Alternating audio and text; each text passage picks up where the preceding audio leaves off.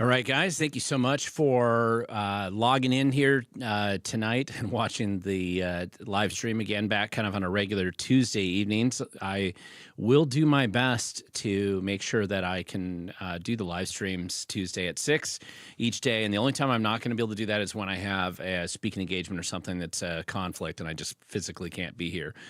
But otherwise, we're back in the studio here just to give you a sense of the empty studio that I'm sitting in here this evening and down in Clark County. And hopefully we'll have a good show here tonight, and I'll be able to do my best to answer some of the questions, the many questions that you guys usually end up sending my way. And no guarantees you're going to like my answers or that I'll have a good answer for you, but I will do my best. Just a quick update here, because I know this is one of the items that people usually, I promised probably over a year and a half ago, I try to go through this list in the beginning of each of my live streams to give you a sense of different places I'll be in person if you want to come meet me in person and ask questions directly to my face. And I always enjoy going out in the public. I do spend a lot of time actually on the road in Washington State, traveling around and doing Doge Washington training classes or activism training or just speaking engagements or whatever. And I'll tell you where the next four places I'm going to be. One is tomorrow night, I will be at the Women of Washington event up at the Medina Golf and Country Club, which is kind of near the Bellevue area. I was told that it was sold out, so I think that if you haven't already signed up for that event, I don't know if they're selling anything at the door. If so, you'd want to be there at 5:30, but I'm not 100% sure that they had any more spaces left. I'm just doing a speaking engagement there tomorrow, and it'll be fun to see a lot of people that I haven't seen probably in a little while. Women of Washington was actually one of the first groups to host me to speak after I left the Freedom Foundation, 11 years ago now. So it's kind of a fun event to come back and speak at.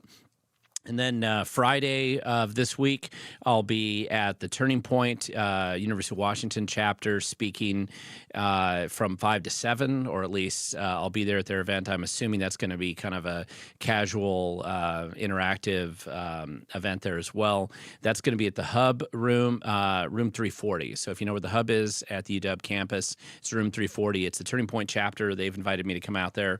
I'm looking forward to coming out. It's been a little while, actually, since I've been on a college campus. I used to do that much more frequently in the past, so it'll be fun just to come back there and see what's going on. And then on Monday, this is funny. I didn't write down the date, but I think it's Monday the 23rd here. I will be at the Pushback for Freedom in Chehalis, which is at the Foursquare Church there, starting at 6 p.m. I'm assuming I'm doing a speaking engagement there.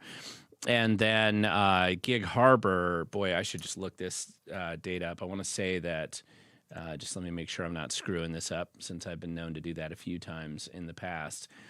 And so, it's the 23rd for the Pushback for Freedom. I'll be speaking there. And then on the 26th, which is a Thursday, I'll be, looks like I'm the MC at a kickoff ceremony for David Olson running for the state legislature out there in Gig Harbor at the Boatyard. So if you are out there in that area, somebody had asked me if I was going to be in Gig Harbor recently, and I forgot that I was going to be out there. So this was probably the event that they had seen on one of their local calendars. So I will be out there. I believe Brian Haywood's actually speaking there, and I'm the MC at the kickoff event. And I do these sometimes. I can't do. There's only so many basically master ceremonies that I can do, but I try to do them as often as I can if I can kind of fit it in the schedule. And it is always logistically a little bit just, I don't know if you've ever done in master ceremonies, it's always one of the more challenging types of things to do here. And I'll be there if you want to speak to me at that event. I'm probably going to be running around like crazy trying to go over the schedule and making sure I don't mispronounce too many elected officials' names that are in the room and anything else that the master of ceremonies usually screws up with. Just so you know, the reason why you have a master of ceremonies, you need somebody to blame for everything that goes wrong. And and you want to bring in somebody that isn't really involved with the organization or the the candidate. I think in this case it's a candidate kickoff event. So anyway, I try to help as best I can. I always encourage other people to be involved and active in any way that they possibly can be, and that's just an example of something that I'll be doing next week. So there's more events coming up, of course, in March, but and possibly some more later here in February, but those are the ones I had immediately on my calendar, and I just wanted to let you know about that. So this isn't Ask Me Anything. Live stream tonight.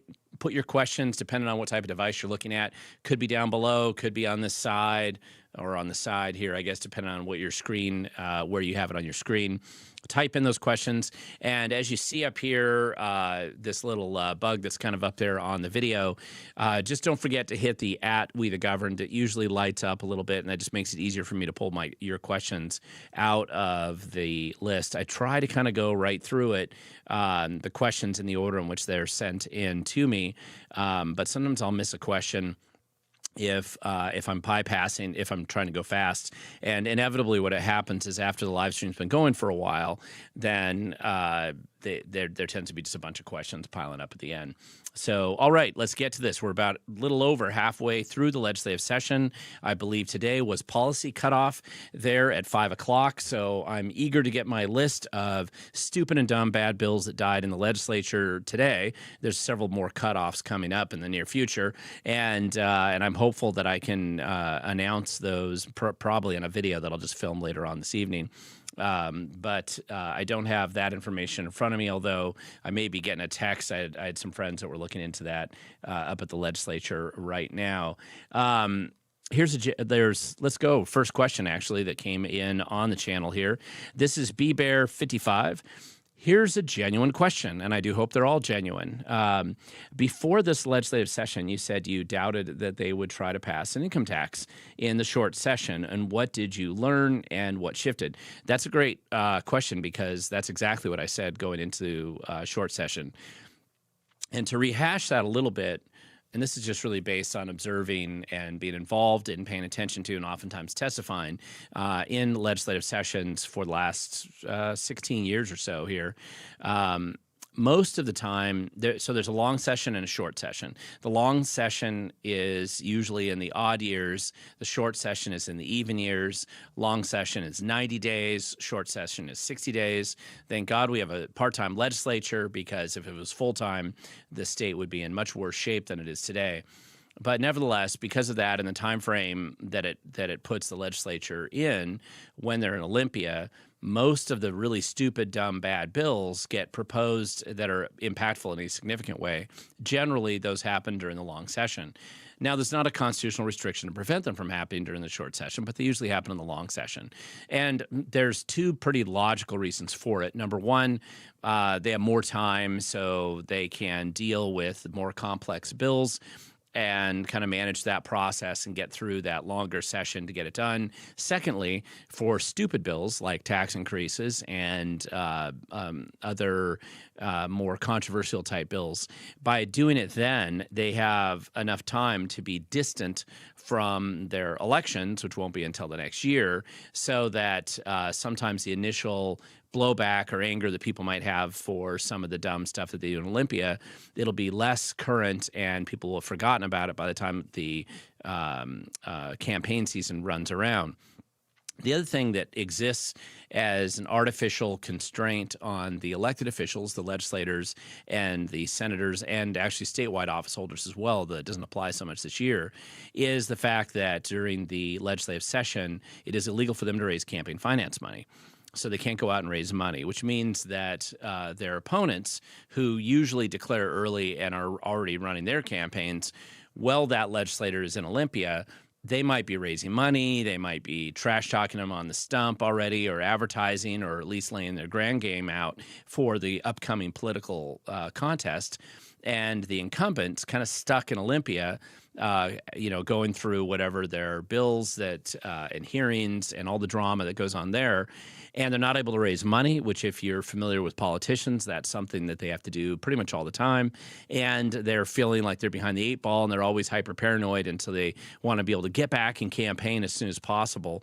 And so that's partially what kind of puts this artificial constriction on getting out as quick as they can out of Olympia so they can go back and run for political office, which also keeps that time frame, that inevitable kind of clicking forward in the time frame, pressure on them. So they usually don't do anything majorly significant during the legislative session, the short session, which we're in right now. So the big question now with the income tax, because it's passed out of the Senate, but it hasn't passed out of the House, and there's still a reconciliation they have to do between the two versions, is they seem bound and determined to go down this tax rabbit hole no matter what. And the question is, what has changed? And I don't know that anything's necessarily shifted. It just looks like that the insiders, whoever those are right now pushing this, are more desperate than I think most people realized. And one of the things about the legislature and the right now, the Democrats control every level, pretty much every lever of power in Washington state. You're a complete idiot if you think that there's actually some direct comparison between corruption of Republicans and Democrats in Washington state. There isn't. There's no point in having corrupt Republicans because they're irrelevant right now. The Democrats control all levers of power and pretty much all the money that comes out. So if you're going to bribe or influence or have corrupt politicians, they need to have a D next to their name. Otherwise, they just pretty much don't matter. There's exceptions to that in some cases, but they aren't the same, not in Washington state. You go to Idaho, most of the corrupt politicians there are going to be Republican. You go to Wyoming, you go to Florida, most of the corrupt politicians there are probably going to be Republican. But in our state of Washington, they're pretty much all Democrats. And right now, the pressure on them to push this income tax bill through, and not so much as a virtue signaling bill, but as a genuine desperate grasp for cash, does seem to be, at least their pressure seems to be real. I'm still not totally convinced it's going to get out because there's been a lot of pushback and blowback on them right now. You see the video that I launched this morning talking about the behind-the-scenes payoff where the Democrats appear to be trying to get Microsoft, Amazon, Boeing, probably Meta and Google, all the big companies, in their mind, the big companies that have paid lobbyists down Olympia and associated with like the AWB or something like that, with those lobbyists, that the Democrats are appearing to feel that pressure. And so what they're trying to do is buy off those corporations so that they'll leave them alone and get out of their way and not be trying to bother them about pushing this income tax through. Now, remember, they're calling it the millionaire's tax, just lest you be confused. Obviously, nobody outside Evergreen State College is really stupid enough to believe it's a millionaire's tax. We know that's what they call it, but they're going to change it almost to the first day it's out, and it'll apply to a lot more than just millionaires, and that's why we don't want an income tax in Washington state. And as I've mentioned in previous videos, we're one of 7 states that doesn't have an income tax in America, and this is a good thing.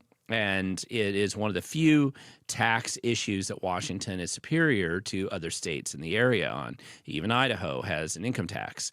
And if you introduce an income tax here in Washington state, then there will most likely be a flight of both businesses and individuals who make a substantial amount of money. It'll be a flight out of Washington into other states. It's very predictable, and in fact, that's why you're seeing the Democrats push through a bill that doesn't surprise me too much right now, which is an attempt to roll back one of their taxes on estate taxes, which had made Washington an outlier. And there seems to be a sudden discovery by the Democrats, who rarely think through anything that they do in Olympia, but there seems to be enough of a pushback on them on that one that they're already starting to roll that one back and push it back to where it was before the dumb estate tax was passed last year. And so you're seeing that kind of result because of the pressure that's coming on the politicians there right now. So we'll just have to see where it goes. And again, don't forget to hit @We the Govern. It is a little bit easier for me to pick up your questions as we go through. All right, guys, nice There's some nice compliments about me in here. Don't feel like you have to do that, but always nice to see that. And hopefully, occasionally, I'm witty. Maybe not too often. Let's get down here to. I think this is Sue L.N. Wah. If a person suspects fraud in a nonprofit, like say for homeless question mark, I don't know what that means, and the same person asked 3 questions in a row. So let me just say them all right now, and then we'll see if there's a question here. Are organizations that receive grants required to show how they spent it? And what exactly does a board of directors do for a nonprofit midsize? Okay, that is a good question. And the funny thing is, Terry Gibson, 1193, recognized as a good question right after that. She said it's a good question, too. You kind of have a combination of questions. So, number one, nonprofits are not subject to Washington State's Public Records Act, which is RCW 4256. So, they are not subject to those public records requests. There are 2 to 3 different ways that you can figure out how a nonprofit squanders the money that's given to it by government. And I would say the vast majority of nonprofits, just based on what we're looking at today, is the vast majority of them are actually probably corrupt in some significant way. It really depends on what your definition of corruption is. If you feel like you're getting the cash and it's going into your back pocket and paying your friends and family, you probably think it's great. If you are the taxpayer and you're paying attention to how the money's being squandered, you probably don't like that so much. And so what is considered fraud or corruption?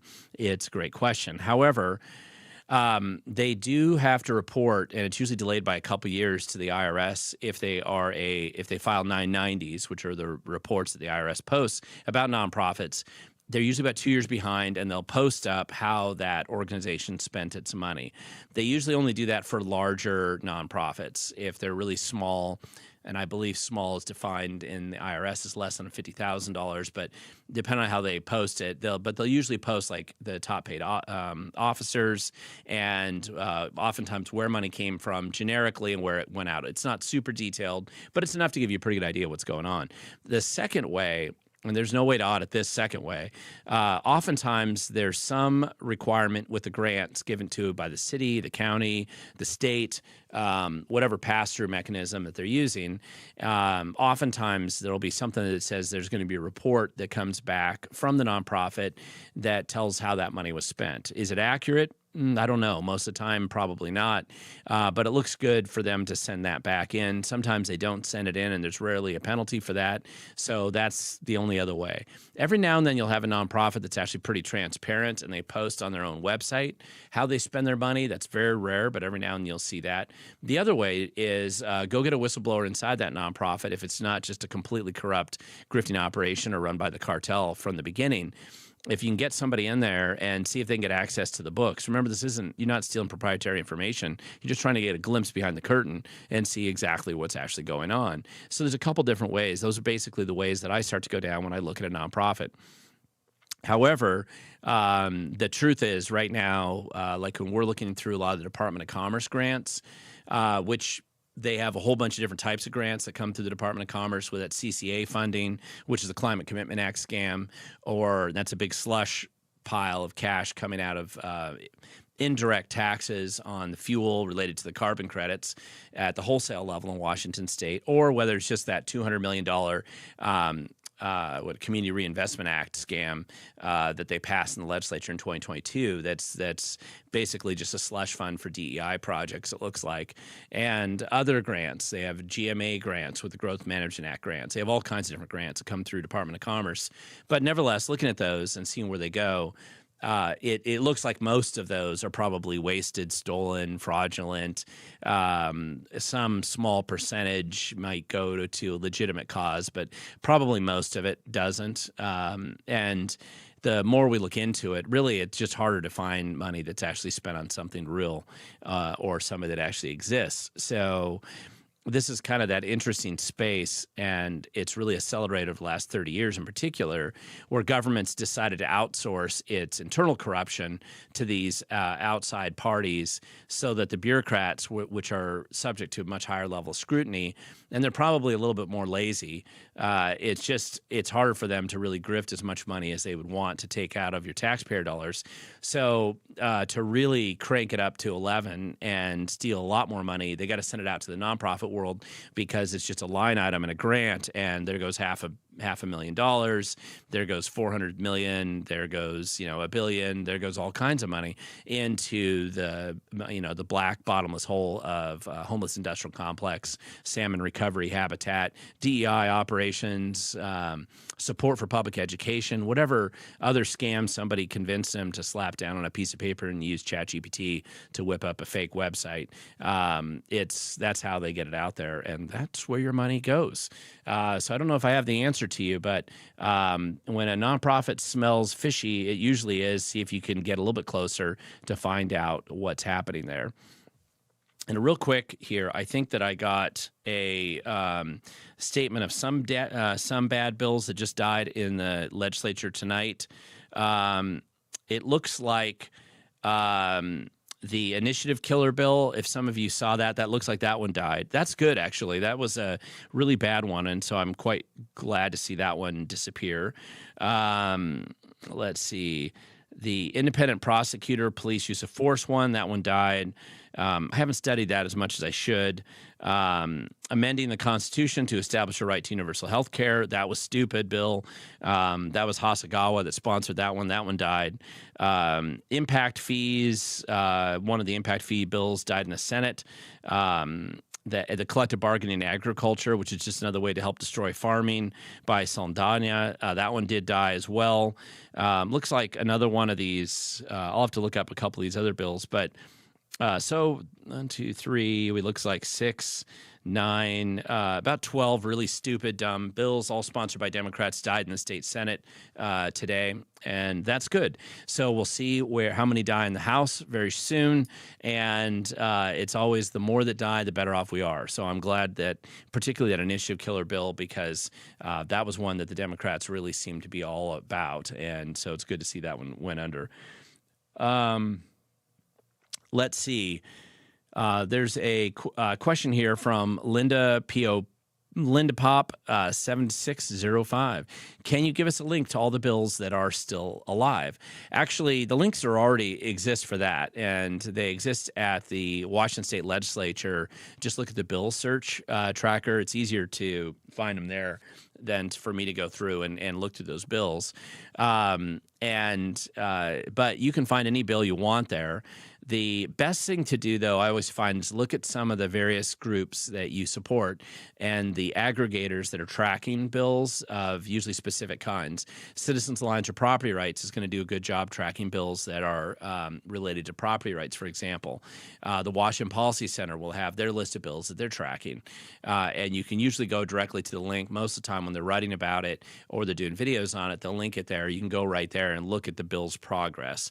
I like talking about the ones that are dead because sometimes you can't go in and see that it's obviously dead yet, because it just shows that it's gone partway through the process, and you can't tell if that's or the average person isn't going to be able to look at it and know, okay, this bill's done this session. But you're going to see a whole bunch of these die over the next few weeks. The big question, of course, is where the political muscle exists to push through the worst of the bills. Again, mathematically, you're looking at about 3,000 bills, give or take, that get proposed every legislative session. Maybe at most you're going to get 300 to 500 at the most to go through, of which in a given and most of those are usually very benign bills. They'd be things like changing the name on a park, or a minor tweak in a small piece of the WAC or a code or something somewhere that generally isn't that controversial. So what happens is a lot of the bills that do kind of sail through are bills that there's just not a lot of fighting about because they're fairly boring. But inevitably, you're going to get 10 bills, maybe 20 at the most, that are bad. In this case, since Democrats are running the show, they're always bad. And those bills will be the ones that we have to pay attention to and see what's happening with those. I just like to identify them as they die. And actually, I'll try to do a video tonight just to go through a couple of the ones that did actually die. Let's see. I am trying to get to a question. There's a lot of comments here, which is great. Just trying to find out the questions. Yeah, somebody mentioned that the venue was sold out for tomorrow, and it was. That's what they told me. And so I imagine it'll be a full house, and hopefully I don't make them regret bringing me up there to the Medina Golf and Country Club to speak to the women of Washington tomorrow. Jason Fisher, 1530, got a question here. It says, good evening, Glenn. Millionaire tax passed the Senate. Yep.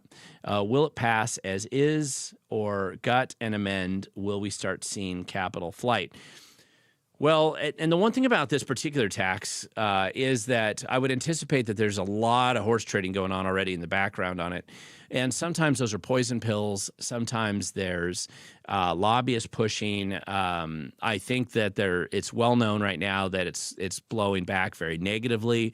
And the average perspective of people in Washington State does not make this one look good. Again, you can find a collection of Evergreen State College students who probably like it. But outside of unusually brainwashed groups of people like that, if people have any common sense, they generally look at it and say, oh, that's not such a good idea, right? Why do we really need it? And obviously they need it because they want the cash to be wasted on their grant grifting operations. And by the way, I got another text here, so let me just look at these and see what other bills died. There were several. There was an anti-ICE bill that died in the House. There was the anti-Second Amendment safe storage bill that also died in the House. There was one of the tribal consultation bills that was a bad one died, and several bad AI bills died in the House. So I'll get a chance to look through more of these tonight when I do this video, but it does look like some of the bad bills did die, as they usually do this time of year, and hopefully there'll be a whole bunch more that I can talk about over the next week or two. So coming back to Jason's, I would anticipate your question there. I would anticipate that they're going to have a lot of amendments on this bill. I mean, this is the big controversial one. It's the one that all the news is focused on. I always get nervous a little bit when everybody starts focusing on one bill and what are we not paying attention to that's going on in the background right now. But I would anticipate that if we're unlucky enough that they do pass the income tax bill, the so-called millionaire tax bill, it really doesn't affect you for about 2 years. But I think if that does pass, I think you're going to see a lot of high net worth individuals move out of the state, and probably quite a few people that aren't that high net worth, but they're right underneath that threshold, just knowing that the legislature has pie crust promises all the time. And so knowing that they would try to push it down. Now it's likely, of course, there'd be a legal fight. It might take 4 years for it to be implemented. The general sense is that the Washington State Supreme Court's thoroughly corrupted, with no exceptions on the Supreme Court right now. And so they've apparently been illegally speaking out of turn behind the scenes, informing the legislators on the Democrat side and whatever political insiders that are over there that they already have determined how they're going to make a determination. So when you have a Supreme Court that's that corrupt openly, it makes it very difficult to fight against this on the clear basis of the anti-constitutionality of this bill. Remember, even there was a former attorney general who wrote in, Rob McKenna, who actually put in a pretty detailed legal brief already just recently about how this is definitely illegal. But remember, Bob Ferguson he had 800 attorneys working for by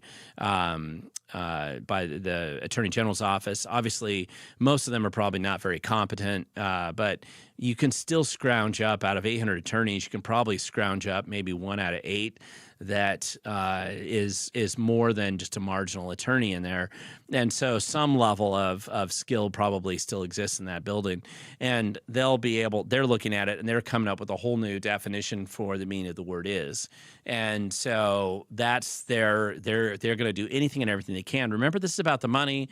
That's really what this all comes down to, is a desperate cash grab right now by a failing government that is collapsing in cash flow, and they are worried about losing political power right now. And that's a legitimate concern, because if you can't pay off your supporters, your campaign donors, the people that keep you in political office, if you can't keep that gravy train flowing to them, and you have to start making layoffs, you have to start cutting off the grants, you could lose political power. And the Democrats that's their only priority. So they're not concerned about the other damage that they do to people or the state, but they certainly are concerned about losing power. And with the feds digging into the voter rolls, into Act Blue, into fraud investigations, and the likely reality that a lot of the federal funds will be cut off on some of these programs once some of these things get through the court system, then if you're in the Democrat shoes, that's not a great thing for you. You're probably a little concerned. And so without the ability to take more taxpayer dollars, you run into a problem if you're a Democrat. And that's what this is really coming down to right now. Let's see. Next question. Let's see. We have a Washington State agency. Actually, this is Knight Buno P2I. We have a Washington agency stating that they will get to our public records request in 35 months on an HB. I'm assuming you mean records request. We believe that they're stalling because it's a gun request. Oh, it could be. How do I make sure they don't destroy the documents? Well, I would start going through their IT department, recruit somebody over there, and just get them to download all their files out of their whole agency, and then keep the records requests alive so that if they destroy the public records, you'll have the ability to compare what they claim they don't have versus what you know they have, and that'll give you a good lawsuit to file against them for destroying the public records. And I would spend some time starting to dig into their IT department and just start finding a way to download the documents that way. Recruiting whistleblowers is a good path down that road as well. Just have large multi-terabyte drives that you can give to them and have them go in after hours. It's not like anybody's working there in most of these places anyway, and do a quick download and get all their documents, and then just see what they decide to hide and destroy. Let's see. Frederick Neal 55, SB 4346, and I do not know what that bill is about. I don't have them all memorized. What is House of Representatives doing with it? That's a Senate bill. No, wait a second. Let me go back. Are you talking about the let's see. Are you talking about the okay. If that's the bill, if that's the bill that came out of the Senate to go into the House for the income tax, the millionaires bill, tax bill, supposedly, then that would be what it means. Is it's passed the Senate yesterday, and it's kind of in process, being delayed and argued about and disputed over there right now. Let's see. But clarify which bill you're talking about. I just don't have all the bills memorized. And here's what happens is that over the years, I do actually, there's times when I memorize a lot of these bill numbers. And then what happens is they reuse the bill numbers every legislative cycle. So every 2 years, those bill numbers come back up again. And so sometimes you're getting flashbacks to that bill number on a bill from 2012 that was really controversial or that you were fighting over. And that's why you need a little bit more of at least the title of the bill, so that I know which one you're talking about. Let's see. Keep going down here. And so feel free to re-ask that question, Frederick, if you have that title there, and hopefully I can do a better job than my marginal answer that I just gave you. FJB, yep, no doubt about that. Dina Powers, 2218. And I think you're responding actually to this other person about you're saying, can you get them themselves if they're public records? You can go in and inspect it. By the way, that is one thing you can go do, is inspect them in person. And I have done that before with King County Health Department. I've done it with a number of different agencies around the state before. And that can be a really quick way. You do have to take some time. And if you had a couple good people, bring your own scanner. You can go in there and look at the records yourself. And they hate that. So a lot of times your records request that they're saying is going to be a ridiculous amount of time out there, suddenly it becomes a lot more current, and they get it to you a lot quicker. And I've definitely done that a few times. let's see. Jason Fisher, 1530, what other bills are on the launch pad ready to pass? I don't know, because that does change constantly. And remember, what happens is you have bills that come out of the House, you got bills that come out of the Senate, and then they have to go into the other house, and they also have to go through that process and pass over there. And then if there's a difference between the two, which there is frequently, then they have to get together, then they have to both vote on it again. I mean, there's a number of different steps that were set up at some point in time when we had people who actually understood the English language and believed that math was real. And they were the ones that generally set the rules for passing legislation. The rules are not there to make it super easy. The rules are there to make sure that there's a continuous check and balance along the way. Now, despite that, a lot of stupid, dumb, bad, corrupt bills come out of the legislature every cycle. But the reason why this process exists is to constrain the natural bad behavior that a lot of these people would have, especially since, frankly, most of the legislators don't write the bills anyway. The bills are written by lobbyists and handed to them, and then they hand it to staff. Staff pretends like they do their job and hand it back to them. Sometimes staff screws it up and manipulates the bill a little bit then. And so the legislators will sign on to stuff sometimes. That's why a lot of the Democrats in particular will sign on to bills and they have no idea what they signed on to. And you confront them about it and they're lost. They can't even remember what bill they signed on to or what it said. It's because they never read it. They were just handed a stack of bills from the Lori Jenkins or Jamie Peterson or somebody, the lobbyists were telling them, just distribute these bills and we're going to sponsor all these bills because the Washington Education Association, SEIU, Nick Hanauer, Civic Ventures, somebody's telling us that we need to push this through. Microsoft, Boeing, right? Somebody's telling us we have to do this. And so they just push it through and they don't even necessarily know what it is. And that's why it's quite helpful if you have an active and engaged party on the other side, the Republicans in this case, to question, challenge, debate, and draw attention to the worst elements of these bad bills. And if you had a Republican majority, that's what the Democrats would be doing. So the Republicans, that's their role to play in the minority, and they have all the ability to do that during this process. And that's why you'll see amendment fights going on. That's why you'll see, and recently it was a big fight between Travis Kochier, and one of these really crazy Democrats, not one of the smart ones. Anyway, they had a big argument over one of the bills recently, and it got heated on the floor, as it does sometimes. And that's really good to have those debates. The worst thing you can do is send a legislator as a Republican to Olympia who's just going to sit there like a bump on a log and fold his hands and sit back and say, I surrender. We're not in the majority, so I'm a loser. I'm going to surrender. That's the worst thing you can do. You want to have somebody who gets up there, challenges everything, files amendments, energetic, willing to work to find ways to, for lack of a better term, throw a monkey wrench into the system and challenge some of the garbage legislation that's coming through. Good legislators like that, as Republicans, actually have done a lot of work. They did a bunch of work last year, and I'm anticipating, just judging from what I'm hearing right now, they're doing a bunch of work this year, killing a lot of bad, stupid bills so that they never get out there and see the light of day. And nobody gets a medal for that. Nobody gets recognized, but it's an important task. So I didn't really answer your question there, Jason, but there's still so many bills in there. We're not down really to the final wire on much of these right now. They're still in process. IDRI Wizard at We the Governed. Hi, Glenn. How likely do you think the state's South Carolina, the state SC, Supreme Court, is to find the income tax bill legal?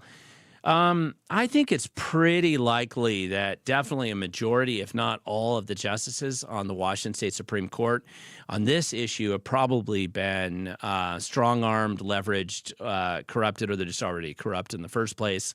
And so they will be completely incapable of reading the history, the state constitution, previous decisions, and the meaning of the law, because this has become a political hot potato for them. So if it does land on their desk, no matter how quality and I believe that the legal challenge to that would be solid, I don't see the Supreme Court, unless there's a lot more attention and a bunch of them get caught playing around with little kids or something. And soon, I don't see that this Supreme Court would ever do the right thing.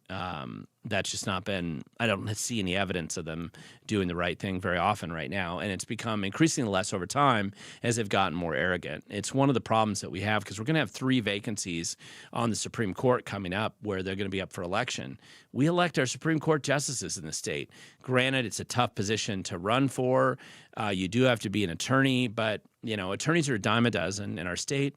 Let's face it, most of them aren't very good at their job. So maybe they would be slightly better if we put them in the Supreme Court and we could actually get somebody in there that, English is their first language, maybe they understand English and math is real to them and they aren't thoroughly corrupted. That would be nice and it'd be a big change of pace. Let's see. Let me ask the next. Michael Case, 8231. Instead of getting a bunch of signatures together, would having 100,000 plus of individual letters to the federal government asking for intervention do anything in bumping up the grift or hopefully bumping off the grift or stopping the grift? I think that's what you mean there.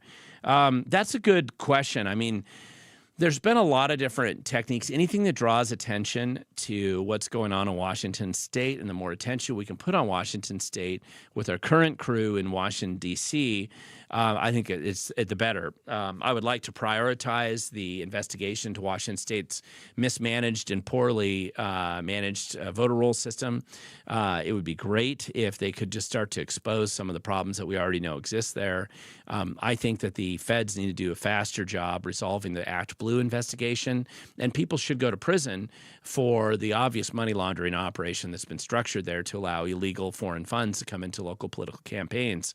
And the fact that they haven't made too much progress on that in the last year, that concerns me quite a bit.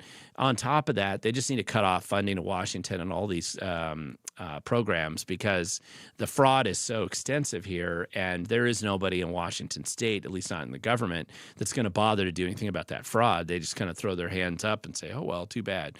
30% of the, SNAP benefits were stolen. Oh, well, 15%, 80% of the child care cash was stolen. Oh, well, this student loans, the small business SBA loans, they were stolen. Oh, well, all these, you don't have a single Democrat in Washington State that's serious about stopping fraud. They will look the other way, pretend like it's not happening, or try to pretend like there's some de minimis element to it because all of them have been given the message and they've been told absolutely do not, you got to pretend like there's no fraud here. And that's from Bob Ferguson all the way down to the local minions. There is no way they want this apple cart tipped over, the gravy train stopped. That's the last thing they want. Let's see, T8858X.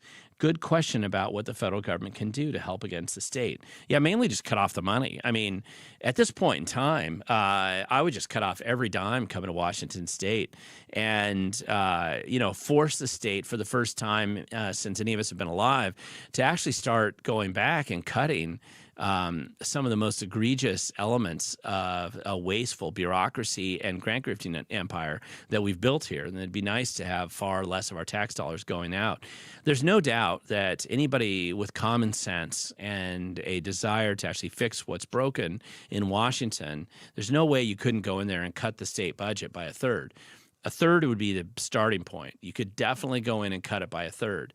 And sure, there'd be wailing and gnashing of teeth, and you'd have a bunch of bureaucrats and union members that would be mad, and you'd have a bunch of grant grifting operations. Sinaloa drug cartel would probably threaten to kill you.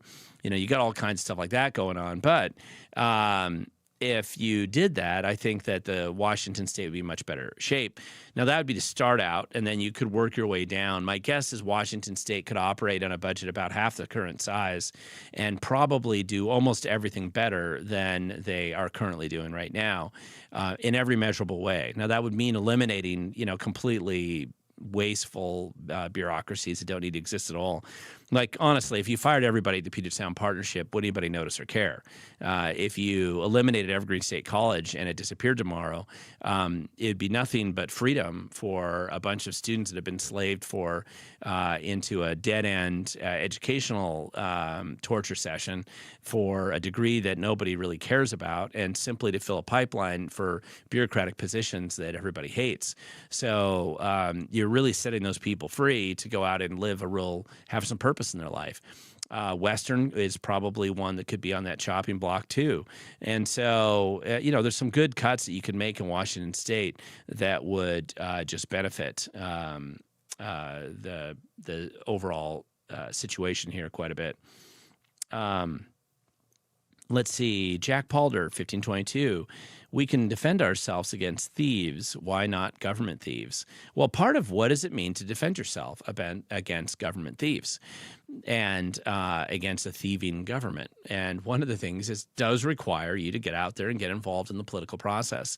There is no choice. If the election systems are screwed up and fraudulent, then you focus on fixing that. And as anybody who's paid attention to me knows, I mean, I'm the target number one in this state who's been pushing back on voter roll problems and election issues and all this other stuff now for a long time, long before it was cool. And for the first time in state history, somebody's actually paying attention to the voter rolls. It's literally the first time. So, and this federal lawsuit that is driving the Secretary of State crazy and the other opportunities I think that surround that, that's a big deal. And it's not the only thing. There's a whole bunch of other problems that have to be fixed. The SAVE Act out of the federal side of the things, if that does get passed, that would help us a lot. I realize it's already passed out of the House, but if it gets passed through the Senate, they have enough votes. They may have to deal with the filibuster, make it a real filibuster instead of a fake filibuster, but eventually getting that'd be a big deal. Let's see. Keep going down. They did. So that's how you defend yourself against government thieves. T8858X. By the way, I'm going back to that question again. They don't care about your lawsuits. Like, people file lawsuits. I mean, that's okay. I've been in court a ridiculous amount of times, actually. And there's a time and a place for everything. Sometimes litigation is a necessary evil, or it's a tool that makes sense under very limited conditions. However, that's not really what bothers government. They don't care about that. What they do care about is anything that impacts the narrative or the make-believe land that their story that they're trying to sell to the public or to themselves, that explains why and how they justify their corruption and incompetence. So that narrative is really a high priority to them. And if you don't believe me, look at how many employees work in various state agencies and local government as well, whose entire role is really they're public information officers, PIOs. And you'll see that there are hundreds and hundreds of these people employed. It is probably more than several thousand if you look at all local government around Washington State of employees. There's more people who are public information officers, meaning they're distributing the information to the public, which is mostly narrative control, spinning, covering up corruption, hiding scandals, things like that. That's their entire job. There's more people that do that in Washington State than are reporters. And the reporters are outnumbered at least 15-1. And so the reality is what they are fearful of is real reporters, real people, real whistleblowers starting to expose the truth and basically revealing information that causes those narratives to collapse and fray and fall apart in a wide enough audience. I mean, one of the things to remember now is obviously, there's enough people that are starting to wake up, I think, ever since COVID. I think there's different reasons for this over time, but there's more people waking up today than there has been in any recent times. Now, part of that's because you have just a general collapse in credibility with a dishonest media, right? I don't know anybody that really believes the Seattle Times anymore or King 5 News or whatever traditional media is left. Most of these places have had to do continuous rounds of layoffs. And so it's always going to be this independent media and journalism that's jumping up, that's taking their place. And those are the exposure stories that government absolutely hates. There's a reason why Bob Ferguson and the Democrats are doing everything they can to keep Brandy Cruz, Andy Ngo, Jonathan Cho, Ari Hoffman, people like this out of the press pool and press access as much as they can, because those are the people that are going to ask the questions that the government doesn't want to reveal. And sometimes they'll push back against the center square journalism as well.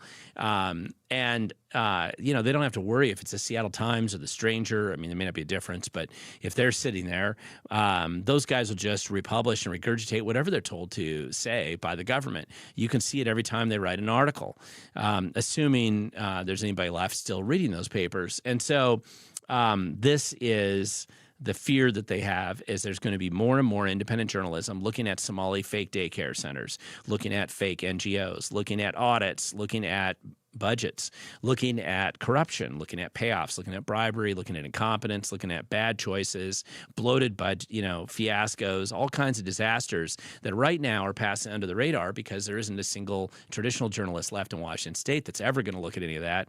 So it's only going to be you and I and the non-traditional people that are out there taking a run at big government, exposing the truth. And that's what they fear, because if enough people start shifting and realizing how bad things are and are willing to change the way things are going, then they can't actually manipulate the election process the way they want. That's where the fear comes in, and then that's where the money goes away for them. And there's a cascade of problems that they face when that happens. Let's see. Jason Fisher, what do you think about Seattle's mayor's State of the State? Actually, I think it's State of the City is what she did, and I didn't see it. I think it came out at the same time or right before this live stream, so I wasn't watching it. Somebody saying I could be killed for what I know, but hey, it's traceable now, probably. Well, you and the other 500 people that have approached us as whistleblowers recently. Look at the Department of Commerce. This is T8858.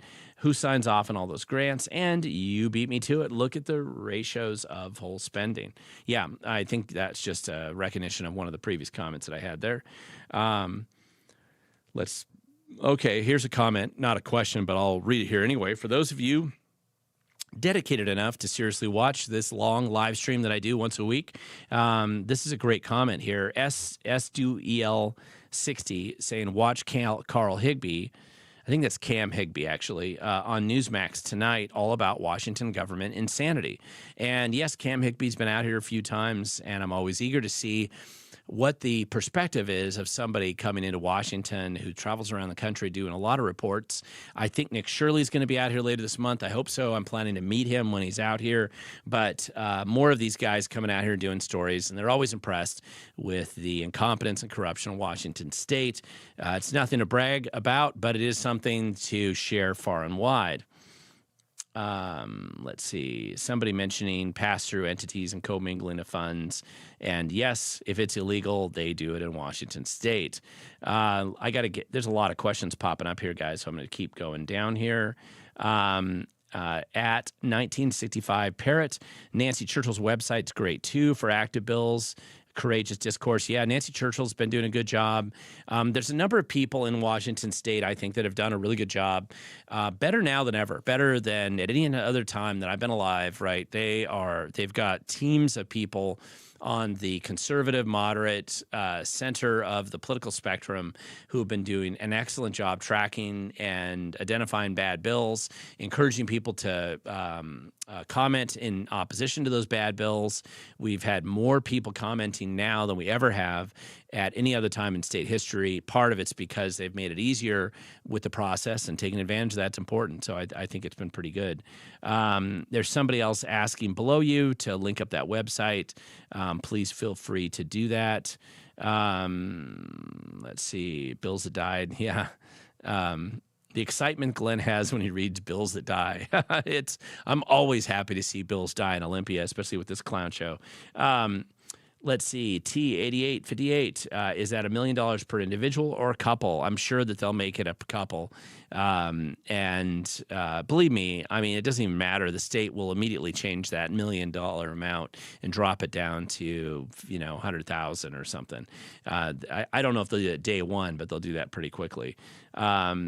let's see, time for a new change, veterans. It's always time for a change when we have bad people in charge of government, and it's going to take some work, but we have to do it.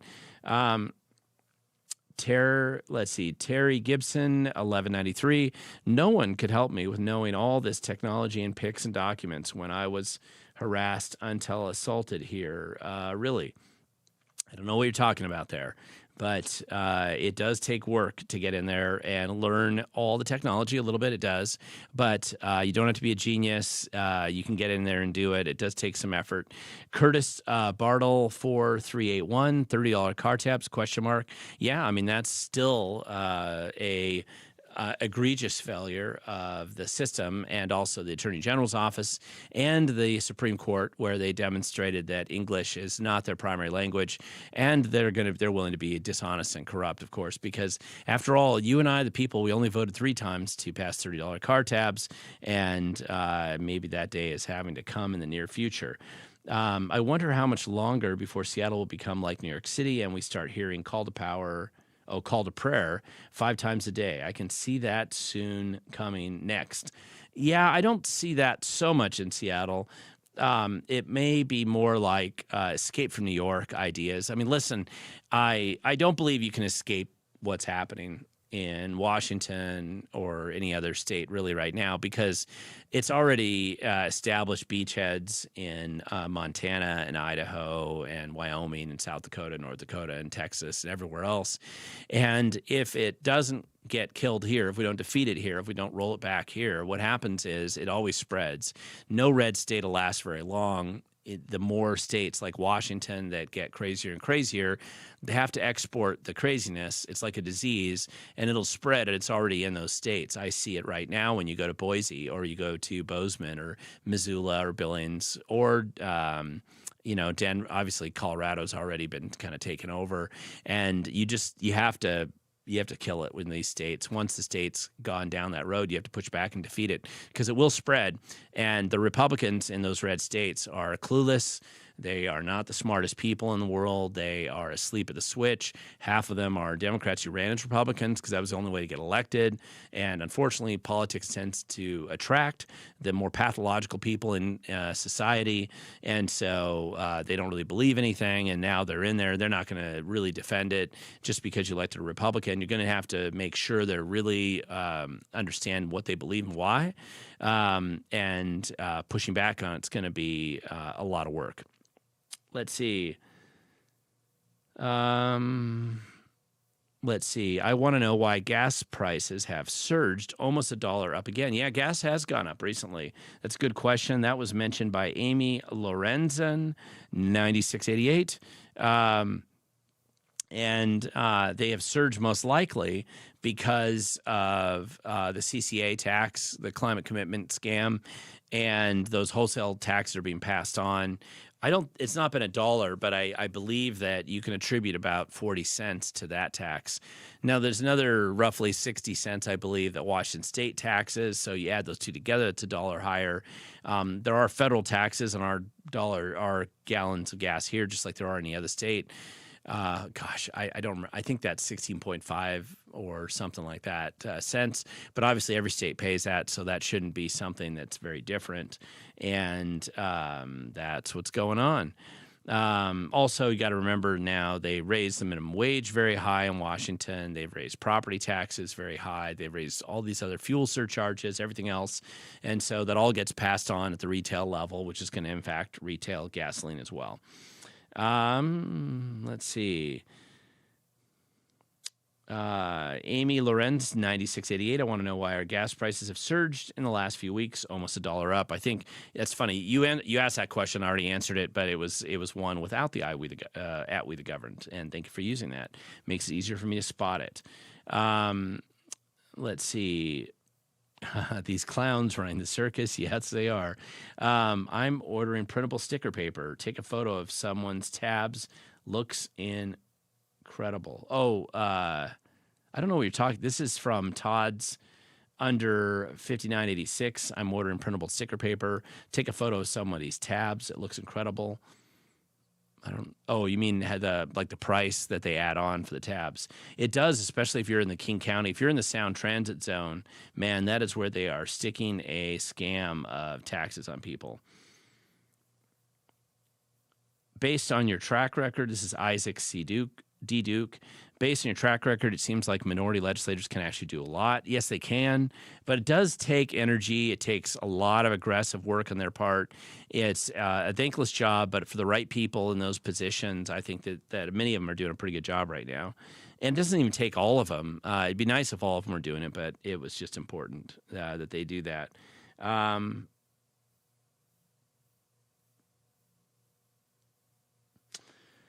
Let's see. I'm trying to find a question. And one of the things, though, I will say this about moving. I would not want to be in a big city right now. Generally, any of the cities, when you're going to have the problems of your Democrats who are in charge of whatever local government you have, the cities are always a place where people suffer the most, usually. And so, and you have no way to be self-sufficient there. And it's one of the reasons I live rurally. And there's a lot more in common with me, with living rurally myself is a lot more common with me and almost anybody that lives rurally anywhere in America. You know, your approach to life tends to be much similar.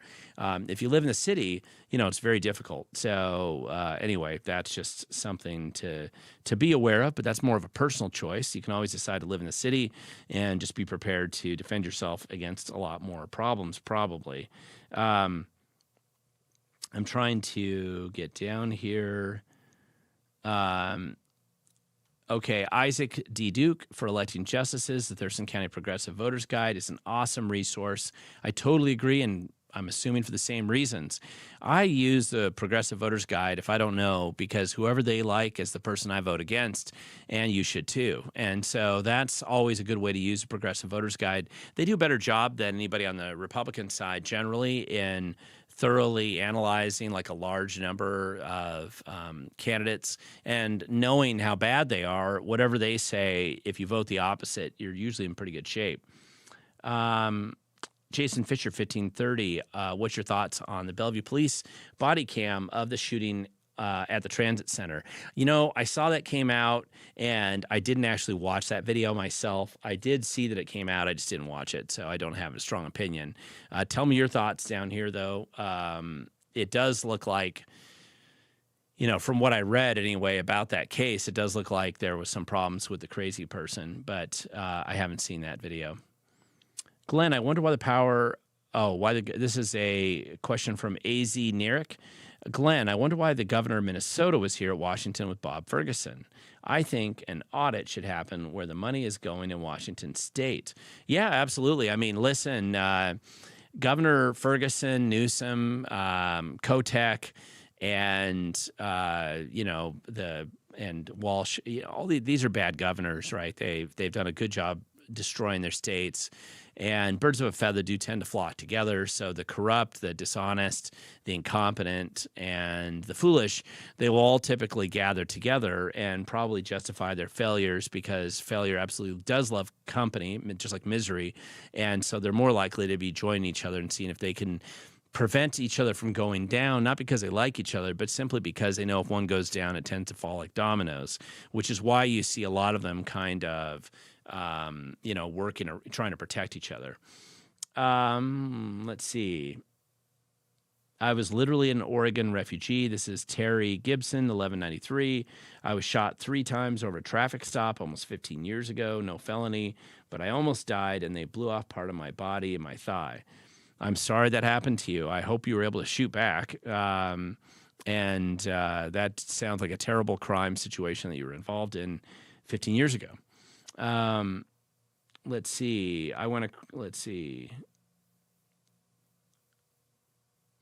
Let's see, Sailor Spirit 8868, every time we try to speak up, they try and take more away. Now, that's delusional. They're coming out to take everything from you, and if you're apathetic, that isn't going to protect you or save you. In fact, nothing really can save you except for defeating them. You may not be interested in politics. You may want to run away from it. You may want to hide. You will not be able to escape. There is no escape. There's no place to escape to. So you have to make a choice. You have to make a stand. You have to push back. You have to change what's going on where you live.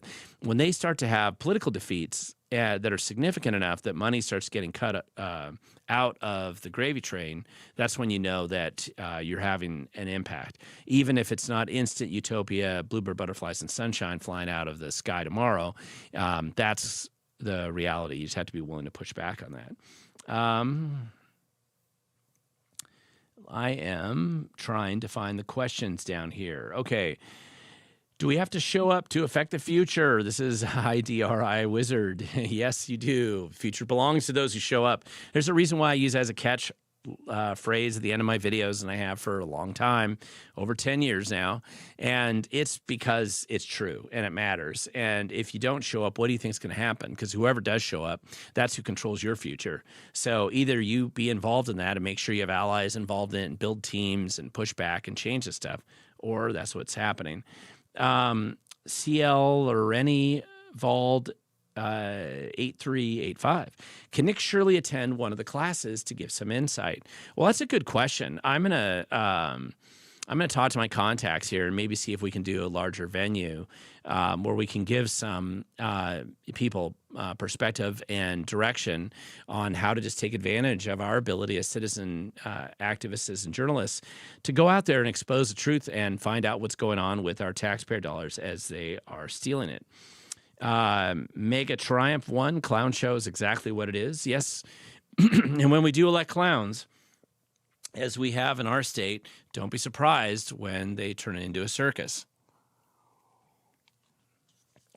The home in MV that just got removed, 11 children. Oh, Maple Valley. Yeah, I saw that. The squatters were illegals and the children were taken by CPS. And the remaining parents kicked out on the street walking around. And why not call ICE? Isn't that a great question? And I think that somebody else should be asking that question as well. I did not know that they were illegals, but thank you for letting me know. Dina Powers, 2218. If you got Nick Shirley to come and talk about how to do fraud investigations, we would need the Moore Theater to host the people. Who would come out? Likely some government NGOs. Well, I mean, yeah. I mean, we don't care if the bad people want to show up, but Nick Shirley would probably be a draw. And so I'll talk to the people who are arranging his schedule out here, assuming he's coming out. So I think it'd be fun. Actually, we could probably do it at one of the bigger churches, and I think that would be great. Let's see. Seattle will be more like Detroit. I'm sure that's what the Democrats like. Let's see. IDRI Wizard, do you see any significant change in local politics if voter ID law passes? I do, especially if it eliminates mail-in voting, which is essentially would be what it does. And if you eliminate mail-in voting, which voter ID would have, I think you'd eliminate a lot of the problems that we've witnessed in the voter rolls and the voting system generally. Same-day voting and counting would be important, I think, as well. There's some definite reforms. We talked about this. And I think that is important. Jack Palder, 1522, at We the Governed. How much more money gas been stolen or has been stolen, I guess, in the CRC project? Yeah, hint, all of it. Yeah, it's all stolen. It's all wasted. Although they have a new version of it coming out, which is also apparently wasting the money about the same way they did last time. Let's see. Deanna Powers, 2218. My phone is so hot right now being on this news feed. Well, I don't know why that is, but just you, me, and the NSA are paying attention right now. Jason Fisher, 1530. Question, do you think we'll see New York City issues like trash collection in Seattle? Yeah, usually where things start to decay early is, of course, trash on the street, which they already do by encouraging homeless camps to be everywhere. Obviously, crime is an area where things start to fall apart. Basic maintenance of the roads. Years ago, that was I talked to a retired Lacey city manager, and he said, if you want to know which cities are financially hitting the wall, but they're concealing it to start out with, look at their roads, look at the quality of the roads, because that's usually one of the areas they can kind of cut that budget back and shift and hide those funds elsewhere where they're filling in budget gaps, and the roads start to decay sooner and more. And so the more significant the road decay becomes, the more obvious it is that they've stolen or wasted the money somewhere else and they're in financial difficulty. Let's see. Jason Fisher 1530, what's your thoughts on Oregon's initiative banning fishing and hunting? I mean, listen, this is what they did when they banned trapping, in my opinion, in Washington State a number of years ago, 30 years ago now. And it's a bad idea. I suspect that if they actually get that through, it's very likely to be constitutionally challenged, but I don't know what'll happen. Somebody in here is trying to say there's going to be more riots through spring and summer. I think this is Dina Powers, 2218. That might be true. And they usually have riots in the city, just as a quick notice there.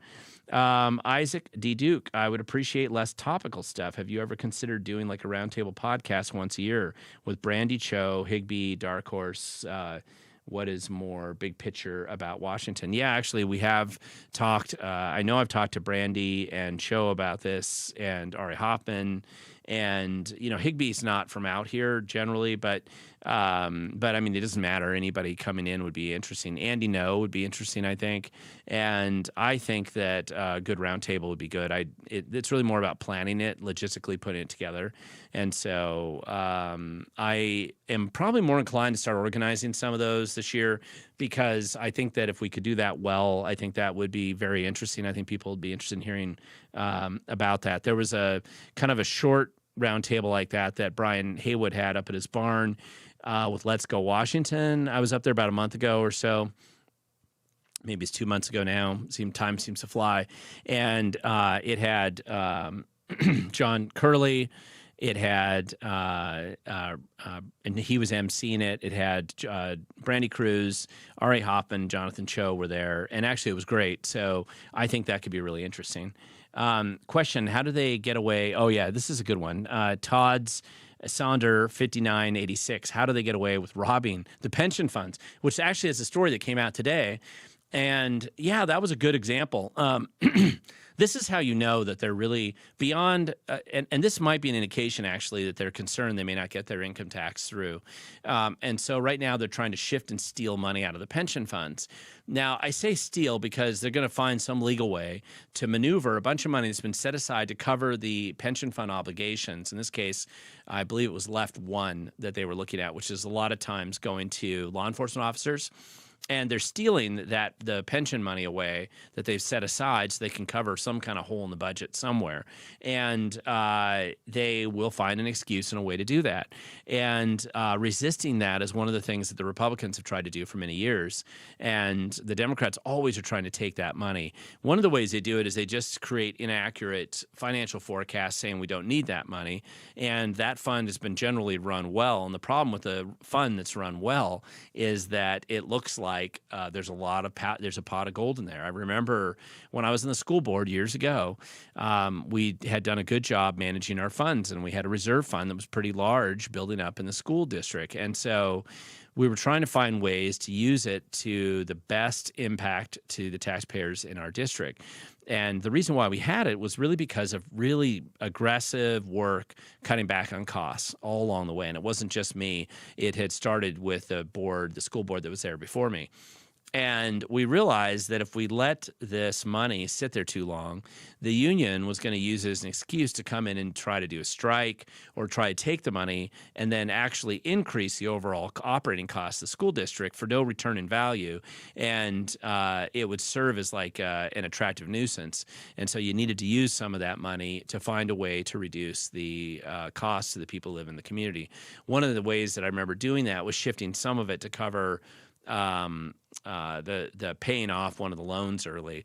That way the taxpayers weren't going to be on the line for that and on the hook for it any longer, and it would reduce our overall costs. It made the financial picture of the school district look better. And but this kind of stuff does come up, and anytime you have money sitting around, if they think they can take it, they usually will. Let's see. Okay, here's a question. Jason Fisher, 1530. Have they started on the budget, and what other bills will likely pass? The budget debate, this is a good point. Mostly it's in the background. So sorry, Jason. By the way, I missed that question. Somebody skipped over it earlier. The budget is going to be something that they probably do in the very last day. It's the only thing they really have to do during this legislative session. They really have two constitutional requirements. One is to look at the initiatives, which they chose to ignore, which the fallback on that is it just ends up on the ballot this next year. So you will be voting on should boys be in girls' sports, and do parents have a right to know what's the school district's doing to their kids. It's amazing that we have to do that, but nevertheless, that'll be on the ballot in November. And if you don't vote yes on that, you are definitely insane. And you would be definitely in the small minority, probably went to Evergreen State College, or you're working for the Democrats already. And then, of course, the budget is the main thing that they have to get out. And a lot of times, because the Democrats have such a majority, the Republicans are not involved in the budget discussions. They're kept in the dark until the last minute. So when that budget comes out, that's where the scams get exposed. So let's see. I'm going down here. Yeah, the evil type of clowns. I'm sorry. I know somebody once that got insulted because they were a real clown. They dressed up like a clown for real, and they didn't like being compared to the political class.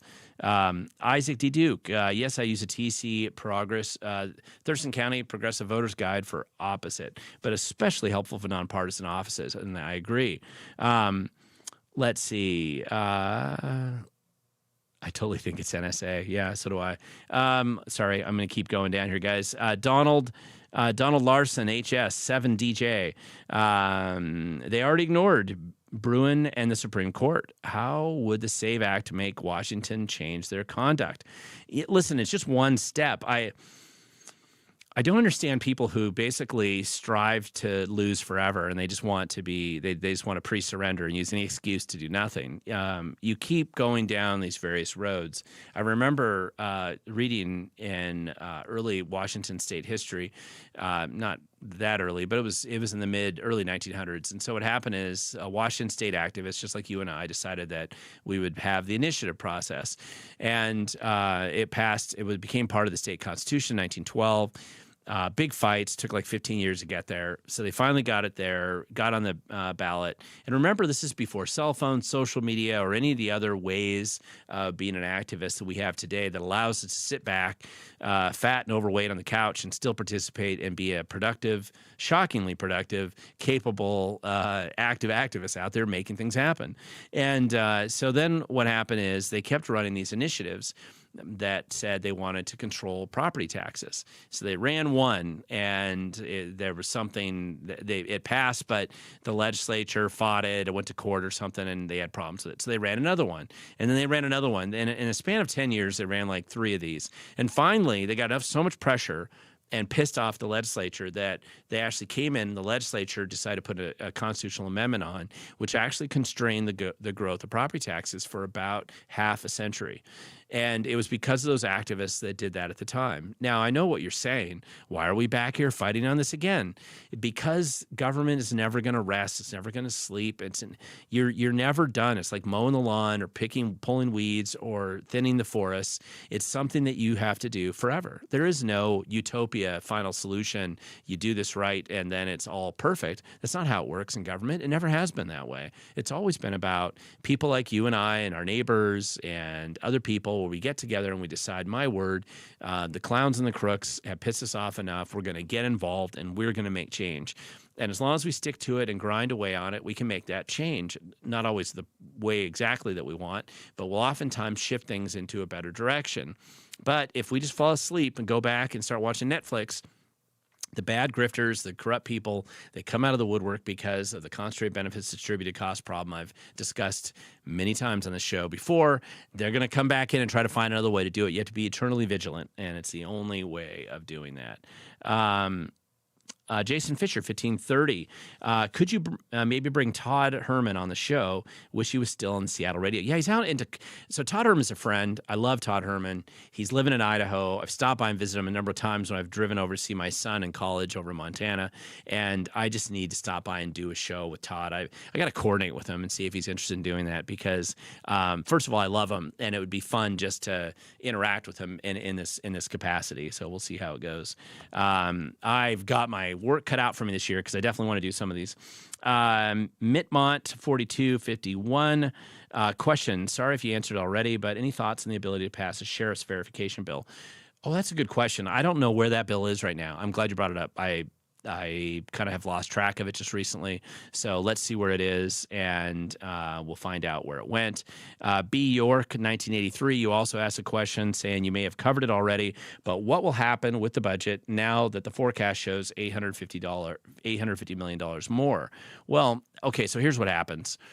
Two things. In a way, it's good because it'll probably reduce some of the pressure if they're getting so much pushback or grief that the Democrats think that they need to lay the foundation a little bit differently moving forward on this income tax bill, and they have to abandon it. If they choose to abandon it, this $850 million will help them kind of fill in some of the holes that they were otherwise going to try to use down the road for that. Or, it just takes some of the pressure off. So that's probably good. But I have no doubt, Washington State's been blessed with a pretty unusual budget and a pretty strong economy for quite a while. And you cannot deny that. That's just a reality. We have one of the few Democrat states that has maintained a very strong private sector economic growth. Now, the Democrats have been working really hard to destroy that, and so they may have successfully gotten to the point where they've created a tipping point with some of these taxes if they're able to get them through. But up until this point in time, the economy's been quite strong here. If the Democrats are successful in destroying the economic growth of the state for now, then the panic is going to just be more palpable, and eventually the feeding frenzy as the music stops and then run out of chairs, and that's when the long knives really do come out. Let's see. I don't know. I'm going to go down here to the last couple questions. Sorry, guys. I'm going just a few minutes longer than I would normally go on this live stream. I do try to get through most of the questions that people send to me, and I realize there's probably more that I'm going to miss here, but I'll get down to these last two. Isaac D. Duke, I first heard you on your last Todd Herman show from 2022. Well, thank you so much for listening for so long. And then I don't even think I was doing live streams back then. I don't think I started doing live streams until a little bit later, but and I will confess, I did not think anybody would ever watch my live stream. So my video guy had to convince me to do those, and he was right and I was wrong.